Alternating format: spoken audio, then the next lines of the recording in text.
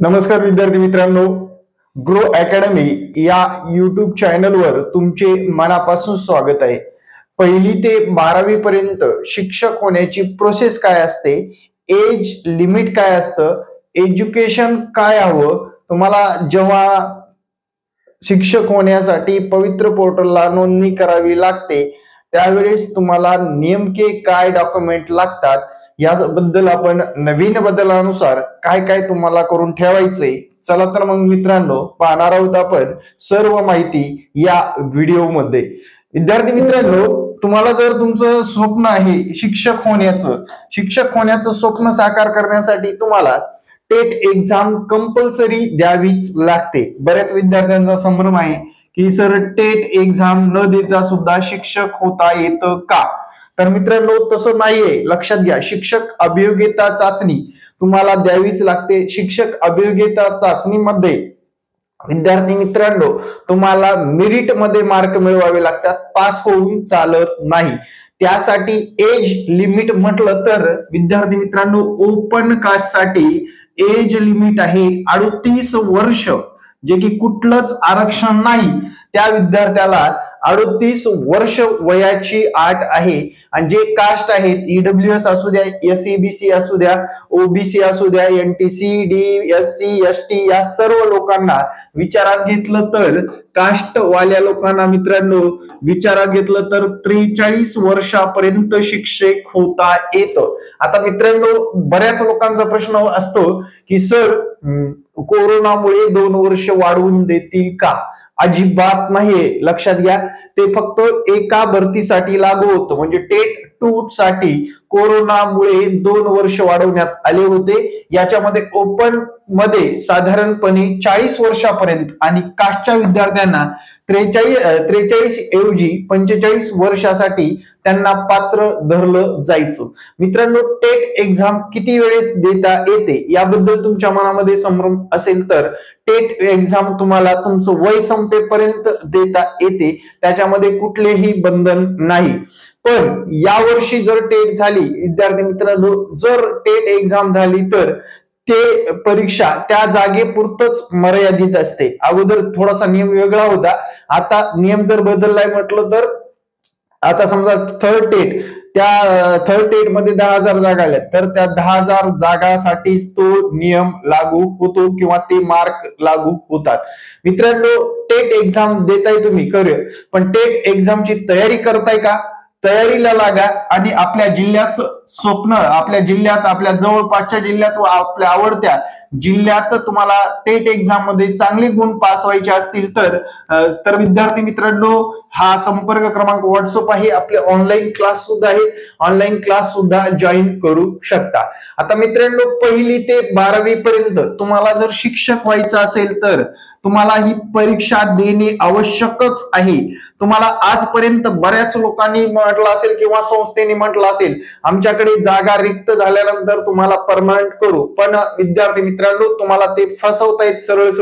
तुम्हाला ते परमनंट करणार नाहीत. तुम्हाला फक्त ते तोंडी आश्वासन देतात. त्यांच्याकडून लेखी आश्वासन घ्या म्हणजे तुमचं फिक्स होईल, पण ते अजिबात तुम्हाला लेखी आश्वासन देणार नाहीत. लक्षात घ्या मित्रांनो. त्यामुळे या गोष्टीवर विश्वास ठेवू नका, कारण तुमचं पवित्र पोर्टलला नोंदणी झाल्याशिवाय तुम्हाला शिक्षक होताच येत नाही. पवित्र पोर्टलला नोंदणी करण्यासाठी तुम्हाला अगोदर सर्वात प्रथम टेट एक्झाम द्यावी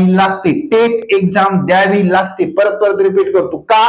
तर टेट एक्झाम मध्ये जोपर्यंत आपण चांगले गुण घेत नाही, पवित्र पोर्टल प्रणाली तुम्हाला एखाद्या शाळेवर रुजू व्हायचं असेल तर तुम्हाला ते प्रेफरन्स मागतात आणि ते प्रेफरन्स त्या संस्थेचे आले तरच आपण टेट एक्झामला पात्र राहत असतो. त्यामुळे विद्यार्थी मित्रांनो, तुम्ही कुठल्याही संभ्रमात राहू नका, तुमचा वेळ वाया घालवू नका. परमनंट होण्यासाठी तुम्हाला ही संधी आहे, फक्त तुम्हाला परीक्षा ही संधी आहे. लक्षात ठेवा, परीक्षेच्या पलीकडे कुठलाच गैरप्रकार चालत नाही. लक्षात घ्या या सगळ्या गोष्टीचा. मला एक जण तर म्हटलं, तुम्हाला मी 4 लाख रुपये देतो आणि तुम्ही टीईटी पास करून देताय का?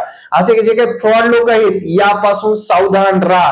म्हणजे मी सुद्धा विद्यार्थ्याला त्या सांगितलं, बाळा तुझी फसवणूक होते, कुठंतरी तू असं फसवू नको. कुठले तरी सर आहेत, मुंबईचे आहेत, कुठले पुण्याचे आहेत, ते करून देतात.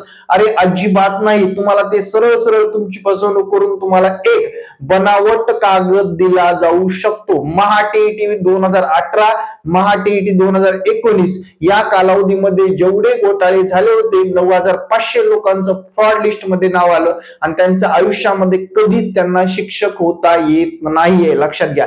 त्यामुळे तुम्ही कुठल्याही अफवाला बळी पडू नका. आता बऱ्याच लोकांचा असा फोन येतो की सर आम्हाला शिक्षक होण्यासाठी आम्हाला ज्या संस्थेवर आम्ही आता सध्या काम करतोय तिथली जागा रिक्त होणार आहे, रिक्त जागा होणार आहे आणि ती जागा रिक्त झाल्या झाल्या आम्हाला तिथे परमनंट केलं जाणार आहे. तुमच्या मनातील सर्वात मोठा गैरसमज आहे, लक्षात ठेवा. आणि तो तुम्हाला ते तुमचा फक्त वापर करून घेता येत, लक्षात घ्या. वापर म्हणजे काय, तुम्हाला थोडस पेमेंट देऊन तुम्हाला त्या शाळेवरली जागा रिक्त झालेलं आश्वासन देत, रिक्त झाल्यानंतर तुम्हाला भरू असं आश्वासन देत तुम्हाला तुमच्याकडून काम काढून घेतलं जात आहे. तुम्हाला फक्त आणि फक्त गव्हर्नमेंटचा ब्रँड लागण्यासाठी, TR लागण्यासाठी, शिक्षक होण्यासाठी मित्रांनो टीईटी परीक्षा किंवा टेट एक्झाम दोन्ही परीक्षा द्याव्या लागतील, तरच तुम्हाला येणाऱ्या आगामी काळामध्ये परमनंटचा चान्स मिळणार आहे. तुमचं वय संपलं नसेल तर नक्कीच ट्राय करायला विसरू नका. या परीक्षा द्याव्याच लागतील आणि देणं गरजेचं आहे, तरच तुम्हाला शिक्षक होता येतं. आता आपण 1ली ते 12वी या मुद्द्यावर येऊ. 1ली ते 12वी पर्यंत शिक्षक कसं होता येतं मित्रांनो, सरळ सांगतो. 1ली ते 5वी या वर्गासाठी तुमचं कंपल्सरी डीएड झाले पाहिजे, प्लस तुम्ही फर्स्ट टीईटी पास असणं गरजेचं आहे. फर्स्ट टीईटी पेपर पास असणं गरजेचं आहे. तुम्हाला सेकंड टीईटी पास झाल्यानंतर डीएड प्लस ग्रॅज्युएशन लागेल, म्हणजेच डीएड प्लस पदवी. बघा डीएड प्लस पदवी असेल त्यांना सेकंड टीईटी पास करून तुम्हाला 6 ते 8 या वर्गासाठी पात्र होता येत. 6 ते 8 या वर्गासाठी. आणि जे बीएड केलेले लोक आहेत त्या बीएड प्लस पदवी असणाऱ्या लोकांना विद्यार्थी मित्रांनो 6 ते 8 पर्यंत शिक्षक होता येतो.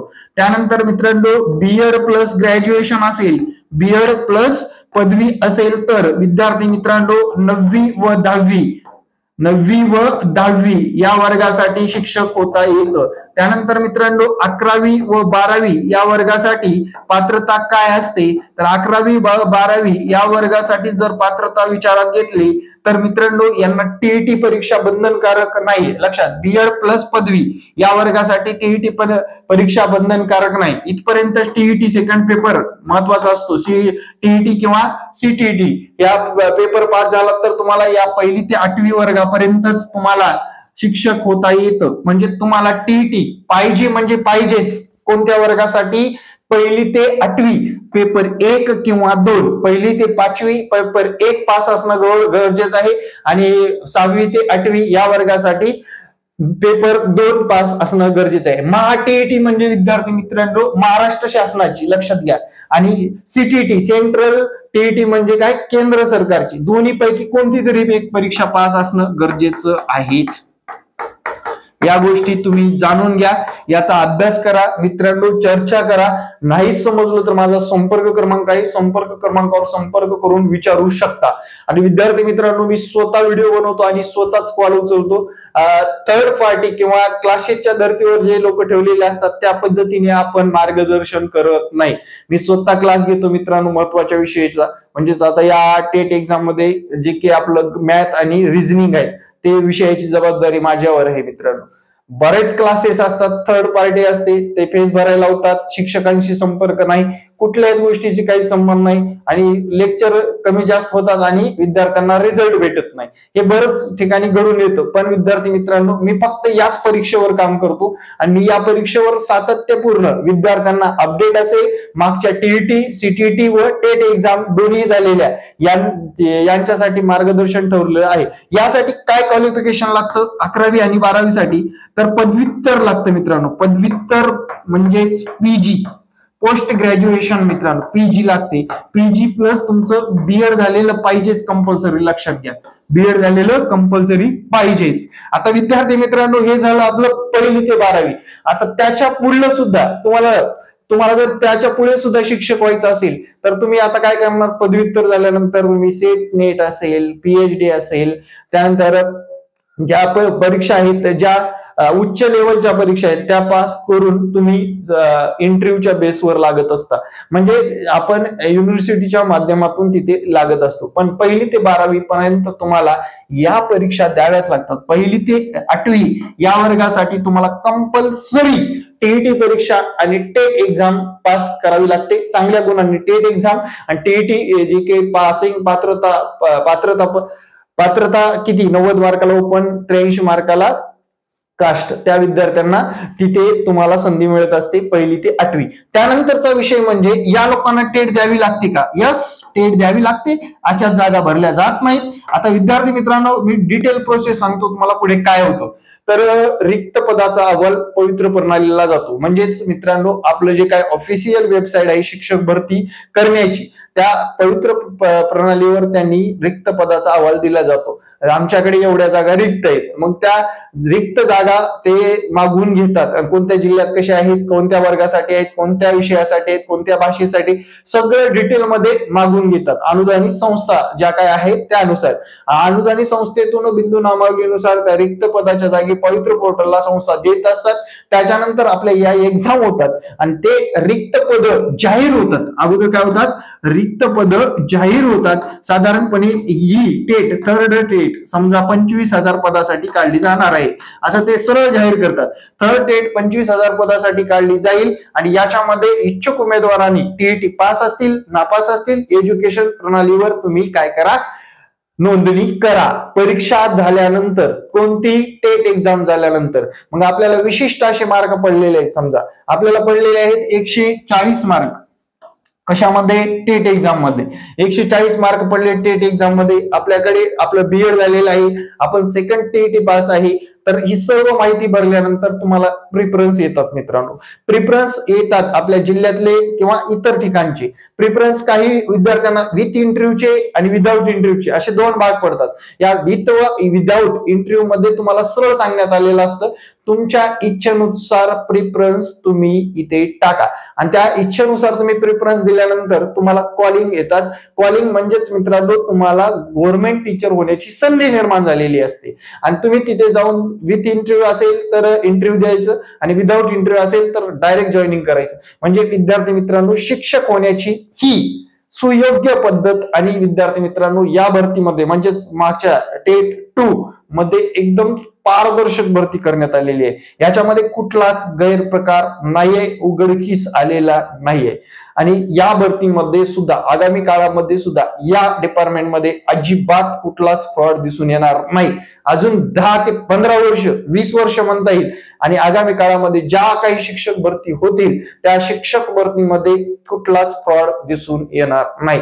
म्हणजे एकदम पारदर्शक आहे. आणि रिक्त पदाचा जर विचार केला मित्रांनो, सर्वाधिक जास्त आगामी काळामध्ये या 3 डिपार्टमेंटमध्ये मित्रांनो काय सांगतो बघा, लक्षपूर्वक आहे का, या 3 डिपार्टमेंटमध्ये रिक्त पदाचा खूप मोठा तुटवडा भासणार आहे. भरपूर रिक्त पद असणार आहे. त्याच्यामध्ये पहिलं म्हणजे गृह विभाग, त्यानंतर आरोग्य विभाग आणि तिसरं पद म्हणजे मित्रांनो मार्गदर्शक म्हणजे शिक्षक विभाग.